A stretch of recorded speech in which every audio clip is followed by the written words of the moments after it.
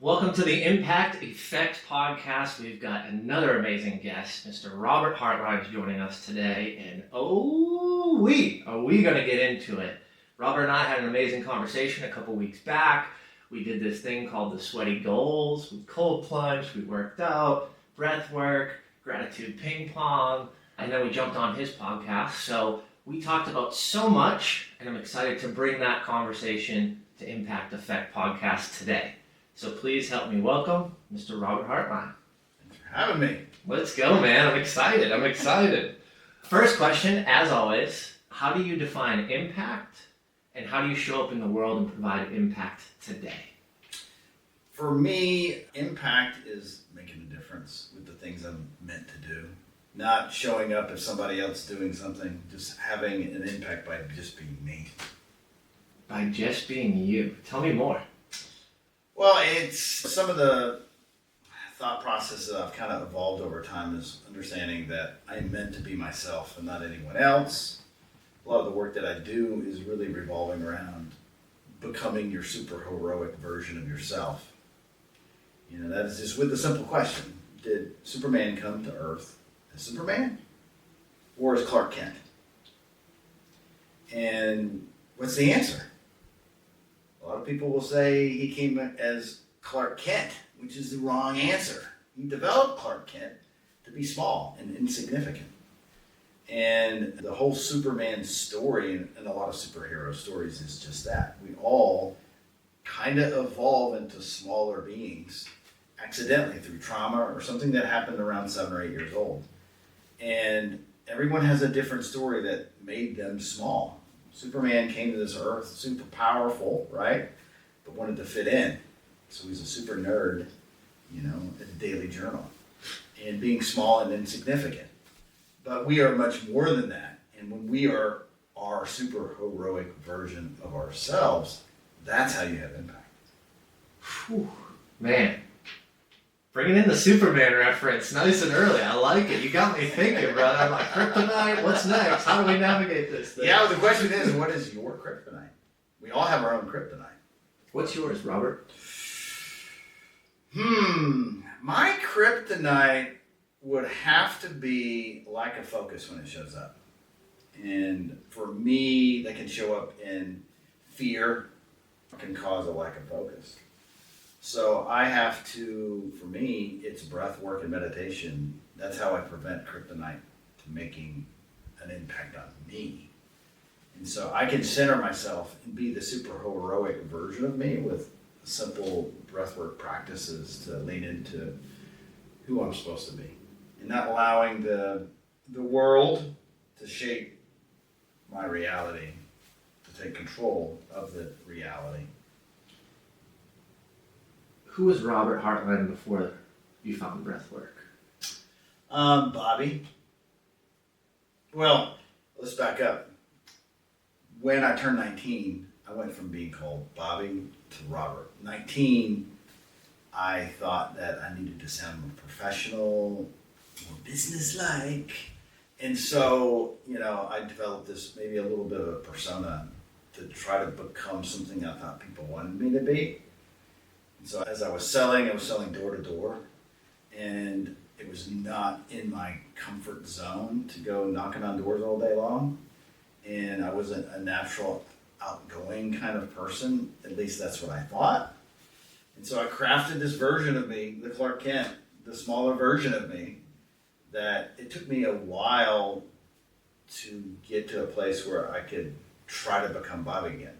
But I'm still both of these people. And I probably spent a vast majority of my time is this Robert character. And so the whole journey for me is redeveloping the ability to be myself fully and authentically. And I can do that in simple spaces with people that I connect with.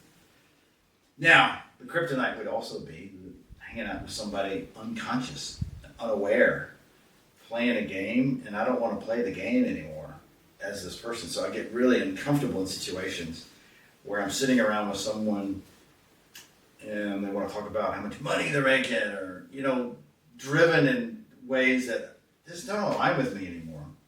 Now, that was me, you know. And of course I still need to earn a living, but but I want to do it from a different place. It's so interesting, your reference back to Bobby, because for me personally, I was around the same age where I transitioned from Jimmy to Jim. Jim, right? The business guy. Yeah, and that's when I was growing in business and trying to figure it out and trying to follow the paths of others, which in turn is what you're talking about, of going back to that center and being who we are and showing up real, raw, honest, authentic, being silly. You know, it reminds me of the societal norms that we go into because of the fear around, well, I need to make a living, I need to make money, so I need to act this way because it's what I see working or experience happening, and we completely throw out our own identity. And how long can we live with the mask on? For you, how long were you living with that mask on? Gosh, until my late 40s, honestly. Yeah. You know, I've had several different events, selling my business in 2020. It wasn't the kind of exit that I ever wanted after 22 years of business. So that was a big loss for me that I had to navigate. It shifted me. I've started to have this new analogy. I grew up in the 80s and played Atari.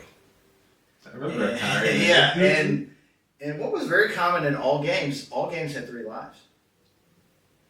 And now that I'm older and looking back and it's okay, a lot of people are talking about we're living in a simulation, which I'm starting to believe in a way that maybe we are, and maybe that's okay.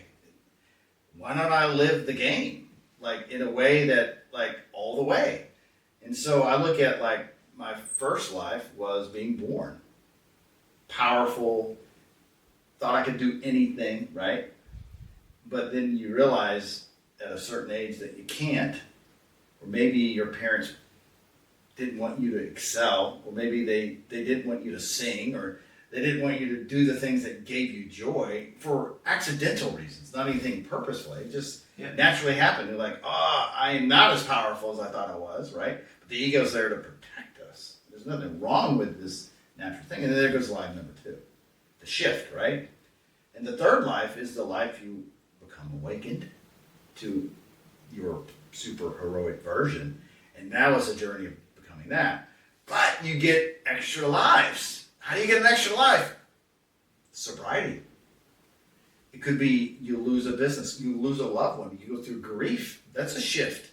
You move, you get a job, get fired. I mean, there's lots of different ways that you can earn other lives, which is exciting, right? So it means to me that we can just shift as we take away what's not us from the equation. And I think a lot of people are going through something different that they're experiencing right now, in the world of consciousness in general. There is a shift happening, and I find it fascinating. It's interesting to hear the segments, like the 3 lives, right? Because I've never really looked at that perspective. But as you're saying it, I'm thinking back to my own life, and I'm thinking back of my experiences and my situations, and I feel like I've recently crossed into a new chapter, 100%. And I think that chapter for me was walking away from something that was tied directly to the dollar bill, that I was good and successful at. And to transition out of that without getting fired or terminated or, making that decision myself was just such an interesting experience, because it was the scariest thing in my entire life. Growing up and going through the hardships of that, and being the kid who was really good at hockey but couldn't play hockey because his parents didn't have the money for the equipment. I was always tied back to that financial gain. I mean, I literally remember in 18 years old going to college, taking night classes, working 50, 60 hours a week. It was just all about the money, because I didn't want to live the experience I lived growing up, and I didn't have the guidance of the mentorship. So for me, it was coming out of that, knowing that that was never me in alignment. In your situation, it sounds like a business change was that transition for you. What did it feel like in those moments? For me, I read a book called The Three Marriages that really was a profound book to read, because when I was going through ending the business and navigating the next year after the business was over, it felt exactly like the divorce I had in 2001. And so 2021, I'm experiencing the same thing. One is a loss of a business versus loss of a partner. Felt exactly the same. There was no difference. I was angry. I was frustrated. More of a victim mentality. The first time I navigated it with alcohol. The second time in 2021, I was navigating with weed, right? And I was using substances to not feel it. And it wasn't until I fully let go of that I was able to, really dive deeper into that experience. But the three marriages is that we have a relationship with ourselves, we have a relationship with our spouse, we have a relationship with our purpose. And if you lose one of those, you're going to experience this gap where you're off your footing. But those are the most beautiful moments. That's when you start to discover yourself. But if you're under the influence, you'll never discover it. You will continue to search for it, and it will not appear. And it boils down to doing what you love, with people you love. And if you do those two things, you can find heaven on earth. And heaven is not a mystical place that happens after. Maybe it does. But it is something that we have the ability to experience now. So why would we not go all in on discovering heaven on earth? And it sounds silly, but do what you love with people you love. Boom. I hope that doing what you love provides a lot of value to other people. And it makes you a lot of money. Yeah. And so, but can it just be easy? Yeah. And I do believe that it could be easy. I think back to my sobriety, and I think back to the clarity and the level of transformation in those moments, right? I told someone more recently that it's not about the withdrawal of alcohol. It's not about, you're not going to go to this event because it's heavily, surrounded by alcohol. It's you now have clarity in your actions, your words, your impact, your purpose, and your passions. And you start to audit those things because you have that clear vision. When you start to audit those things, you realize that you were probably fucking drifting. Yeah.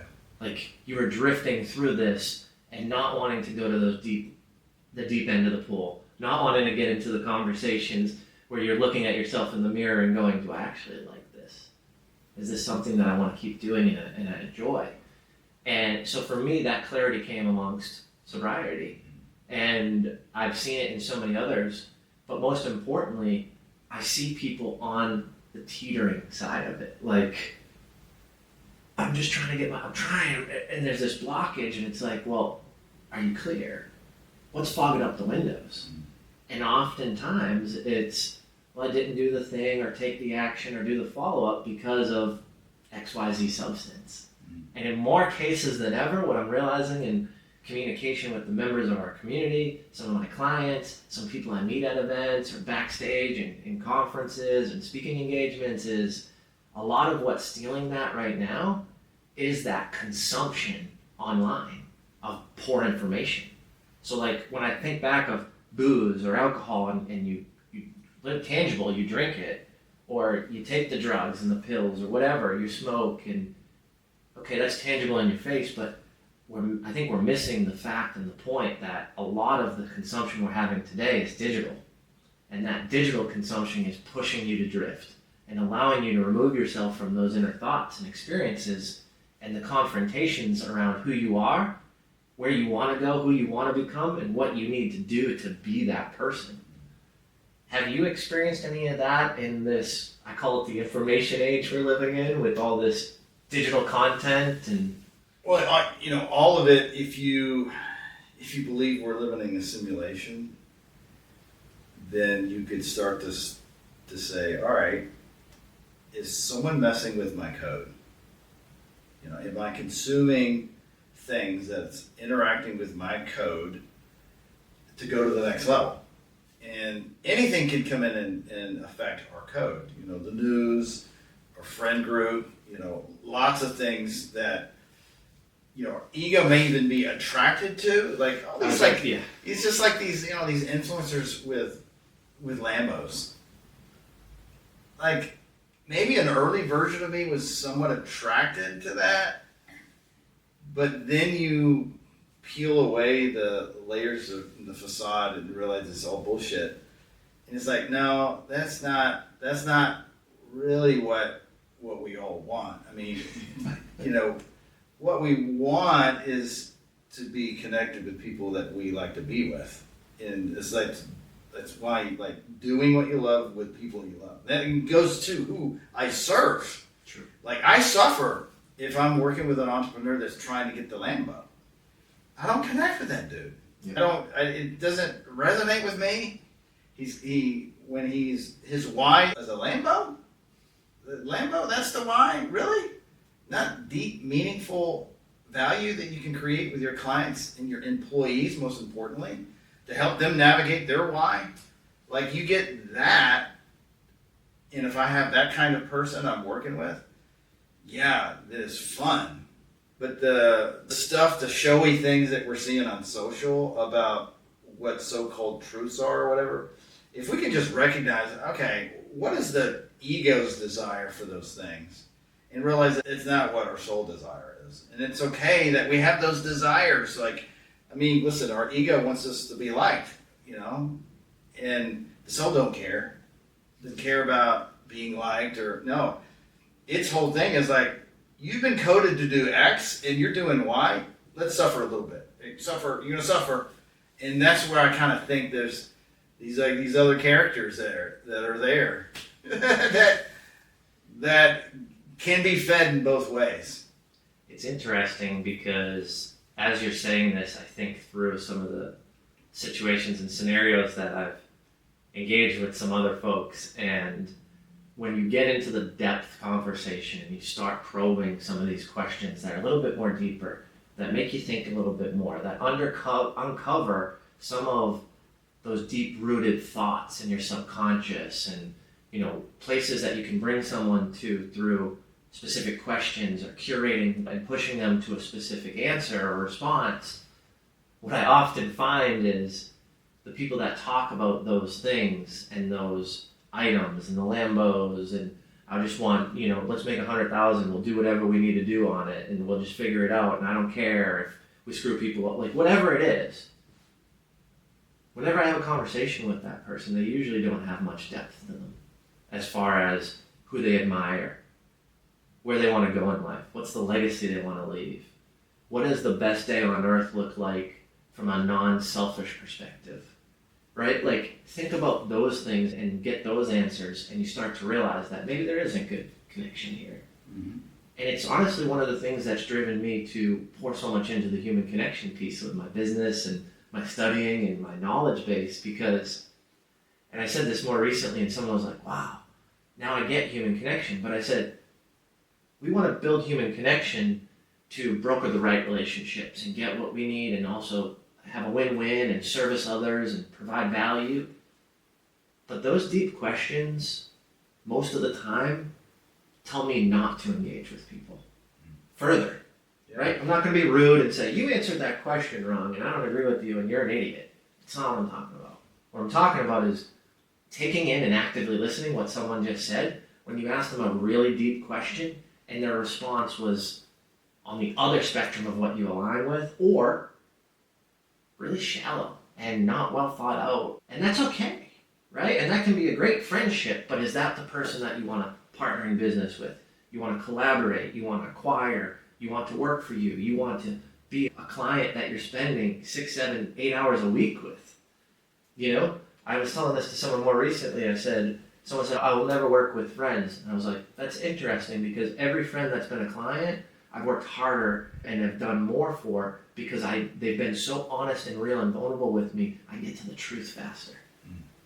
So for me, I think that those deep questions can allow that. In your world, in your business, and how you show up and what you do, how important is getting deep with someone and alignment for you? Oh, I love to ask people deep questions. That is something I just really get into, Even if it's a question like, dude, big picture, what absolutely would feel amazing to experience into your future? What is your dream, And it's funny, if I talk to 10 people, I will have 2 out of 10 that know specifically. And then 8 don't have an answer. Maybe of those 8, I get 1 or 2 that they'll say, well, I've always wanted to be, and they'll fill in the blank. But then I did this, And then I'll ask, well, why is that still not an option? Why can you not change that? Because once you're stuck in the matrix and you're taught that, you gotta make good grades and you gotta go to college and you gotta do this, gotta get a house, you gotta get and it's like that pressure, which is just the ego that was fed information of social and all these other things. It makes total sense that they would navigate that. But when you get somebody to start to believe, because it's really about the beliefs. If you can get someone to believe that it's possible, then it is possible. It's never possible without belief. It's so important. It's so important. And I think, deep human connection, that's one of the 3 things that allow us to connect deeply. Beliefs and values, experiences, and situations of heightened emotion. Right? That's when the connection happens. So that beautiful thing starts to evolve. Yeah. And when I started to get deep, when I started to ask those questions, my coffee meetings were better. I was more energized. And now I'm in a level of discernment around, I don't want to go back to those other coffee meetings. I don't want to go back to those other situations and scenarios. And now I'm in a level of boundary creation to ensure that if we're going to engage in an hour meeting, if we're going to do X, Y, and Z, if we're going to collaborate, are we truly aligned? And how I figure that out is those deep questions. Yeah. In your business success, I know you've had a ton of success in business. You've done multiple things. You're always doing something unique and fun and experiential, putting together things, getting people in rooms. Out of all that stuff that you've done in your life, what feels the most like little Bobby? Gosh, honestly, I love dancing. It sounds so crazy, but I'm super into ecstatic dance. Let's go, man. Come on. It's even hard to come out, but I've always loved dancing. It's become another version of an altered state. It's when I've realized that when I move my body and imagine my future state, I can create emotions to creating my future reality, to walk as if I have this event, this vision I have that I'm creating. And that's Bobby. I'm creative, I'm innovative, I am not in a box, I can't be in a box, I don't belong in a box, I don't want to do anything in the box. Now, on the flip side, it can't overcomplicate things. I'm learning more now to keep it simple. I'm trying to add more simplicity in my life when it comes to those things, but at the end of the day, like, Bobby shows up as a creative, and I want to innovate in different areas, innovate on how business is done, innovate with what it means to be myself and increase our vibration. I'm huge in the levels of consciousness and understanding what it's like to, when you do what you love and you're in that state of flow, you're in a magnetic energy that I've had people say, I feel like I'm doing drugs with you. And I'm like, I know, sometimes it's like that. And it can be really intense. And I also, on the flip side, I can really feel strong emotions from people. And when people are going through something, I feel it right away. I had a client that I was with last week, and I'm an EOS implementer, and I'm doing a quarterly with this client. They're an amazing, heart-centered organization. They're just amazing. And they start off the session that their company dog was going to have to be put down. And I instantaneously teared up, instantaneously got sad. And it's just like, grown-ass 50-year-old man teared up of somebody's dog that I don't even know. But that's how connected I want to be that way. I want to feel those emotions. And, the ability to feel love is also the ability to feel pain. It's a two-way street, and it's beautiful. And I think that's the place that if people were more of that, people want to be around that. They just do. They are drawn to that. And I think it's all within all of us that we just have to take away those layers so we can be more of that. And all your business in the world of your ideal clients are going to show up when you are that version of you. Man, you are dropping knowledge, man. I'm vibing with you.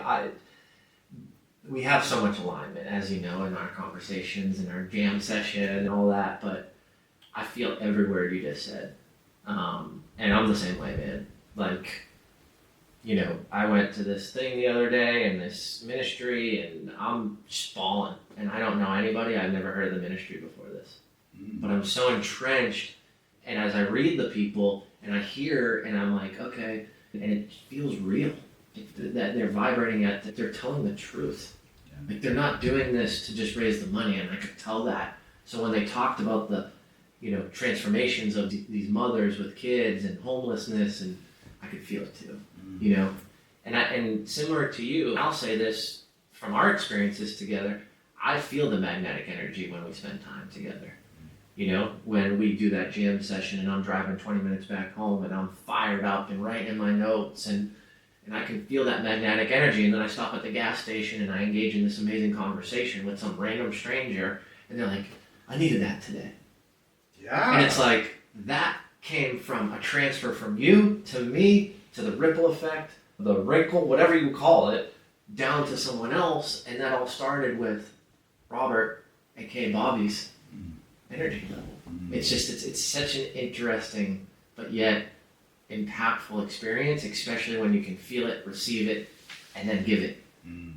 So, you're talking about that magnetic energy and that high level of consciousness, and when we spent time together, I could feel that from you.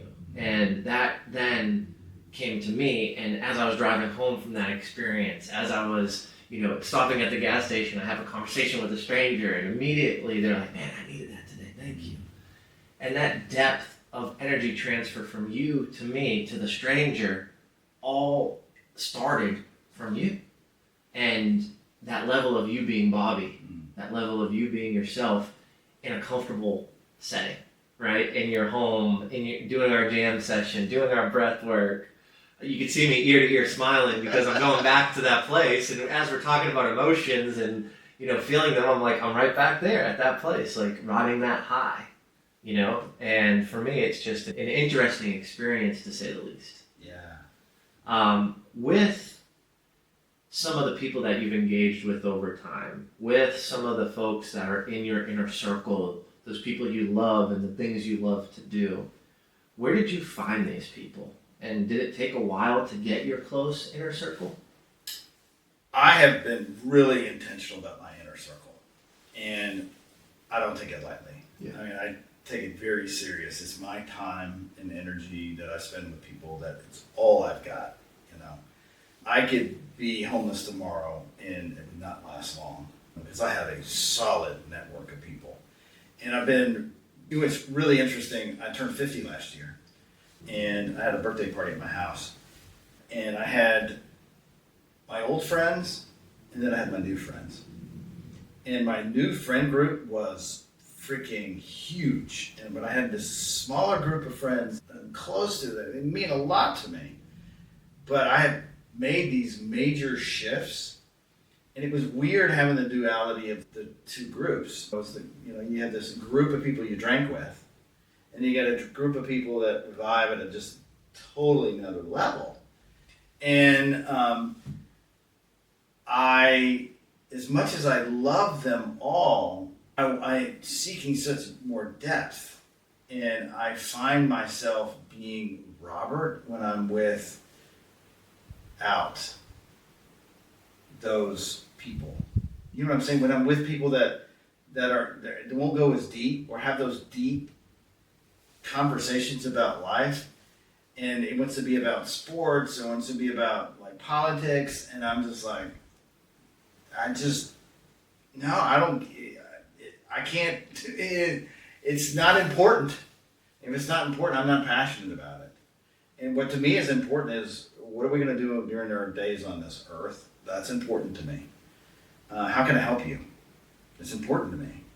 Like, if I'm able to ignite your light, I get to bask in the glory of your sunshine. I get to get high on your supply. Like, these are real things for me. Like, when I'm seeing somebody win and I'm helping them making a connection with somebody else that's going to elevate them, or, dude, that's firing me up. Like, I'm just talking about it, I get excited about seeing somebody win.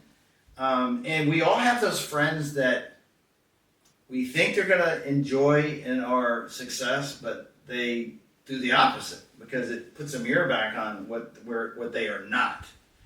And I have never been that way. I've always been the type of person, when someone is like crushing it, I'm like, yeah, dude, go. And what all it does for me is like, oh, if he can, why can't I? So it just expands me. And anybody that is in expansion mode, I am absolutely drawn to. You sharing that just brought back two significant moments in my life that I haven't thought about in a long, long time. The first one being when I transitioned to sobriety and started making changes and really clarifying where I'm going, who I want to be, and how I'm going to get there. I threw an event, and we brought in a speaker. It was a free event, and this is when I transitioned my events to education rather than partying, essentially. Right? I was calling them both networking. But one was partying and finding a new girlfriend at every event, and the other one was, okay, let's get our life together and let's go forward, because this is an amazing thing that we have and it can be taken at any time.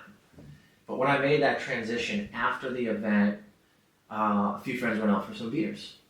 No big deal, right? I don't feel triggered, so I went out with them. We're at a hotel rooftop and we're having some drinks, and they just start shitting all over the speaker, right? And it's not like, oh, he's wearing this or he said that. It's like, oh, he thinks he's this, he thinks he's that, he thinks he's so smart. And in my mind, I had that shift of like, you just came to a free event that I spent 60, 70 hours putting together. I leveraged a relationship to get this speaker here, who just came in to teach you and impact you positively. They do charge. I know their bureau fees, $25K. And they're here, they just poured into you. I still did my champagne toast thing, right, that I would do at all my party networking events. You got champagne, you met people, you had some drinks, you had fun. We're in this beautiful hotel, we're in downtown Nashville, we're going out for drinks after. And the conversation at the table with me is making fun of the speaker. And what I realized in that moment was exactly what you're talking about, is that transition of, I love these guys. I do. I want them to succeed. I want them to be great. But I can't have these guys come back to these events because there's just not alignment, and they're going to be the cancer to the event and to the people that haven't experienced this. If they're going to talk shit about the speaker at an event with the guy who just put on the event, and it wasn't towards me, but it was like, what else are you going to say? You're going to go into the next event being like, oh, here we go, there's another big shot millionaire speaker. They're making millions. Yeah. I don't care what label you want to put on them. they can probably teach you something about how to make some millions. Whether it resonates with you or not, there's probably one little piece of information I can promise you. It might be that big, but there's something beneficial in this. And if you're going to come in and talk crap or trash, then you're going to ruin the experience for the other people in the room. And my job as the host and the curator is to protect the audience. My job is to make sure you have an experience which you were marketed as and you showed up and got, and it went above and beyond. Right? And you can see my passion in this because we're talking events, but it's like, if I really focus on the audience, you are the cancer to this event, so I don't want you to come back. And that's a tough conversation to have. A couple of people I didn't need to have it with because I knew they weren't going to come back, right? They're like, oh, this ain't as fun. This ain't partying and drinking on a rooftop in a bar in Nashville and networking. Most of the time, it was just another event to drink and party at, right? As the host, I realized that, but I also got to reap a lot of benefit because I put it together and everybody knew me. But in reality, when I take the 30,000 foot view and look at it, that's what I figured out. That experience, thank you for bringing that back. This is the challenge with events, is trying to get the right people in the room. Oh yeah. And like you want all the seats to be filled, because it's a signal to everyone else that it's a worthwhile thing, right? But if the seats are filled by people that are low vibe, you're just going to equalize, You want to fill the room with people that raise everyone's vibration, and then you'll have something. But this, it's so hard to get people to come out and do cool things because they're being distracted with all the other, sometimes cooler things, in their head. There's a lot of events, there's sports, there's families, there's a lot of things that are jonesing for time and that they want to do. And, trying to get the people in the room, it's hard. It is hard, man. I will not sugarcoat that by any means. And I've learned a lot of lessons, and I've learned that if you are focused on the number, you're focused on the wrong thing. And you gotta make a risky guess because you gotta get a venue that can support the number of people. Yeah. But when I stop thinking about the number and just thinking about the impact and the audience and what I can do to provide value, it's all gonna shake out and work well. Yeah. But it's tough, man. Like, you've heard my story. I lost over $100,000 on an event, and I'm still here doing them. I know. I'm proud of you for keeping going because when you think about the value that you have a perception of loss that does not exist, because during the event, someone got over $100,000 in value through that transaction. Now, what the universe doesn't do, it does not give you a dashboard of all the people that you've impacted on that event. So it's not like you can go into your settings of your game and see what actually you did create. But the universe doesn't work that way and is going to get value in other ways from the event. Because maybe you paid a $100,000 lesson that got you that next level up that you didn't know, like you collected the carrots on level 2. You didn't know you need those carrots at level 5. And this is something I struggle with all the time because I went to the same song and dance with an event that I throw called the Decision Experience, and very similar. Mine wasn't 100,000; it was 25,000. And I have to be in faith that it's all working just as it was designed. I just need to have more faith, and trust me, the Robert character is looking for the dashboard. He's looking for the financials. He's looking at the scorecard. Yeah, he does that. Just be in faith that, yes, I earned so much out of that experience that will come to me in different ways that I will never tell or know.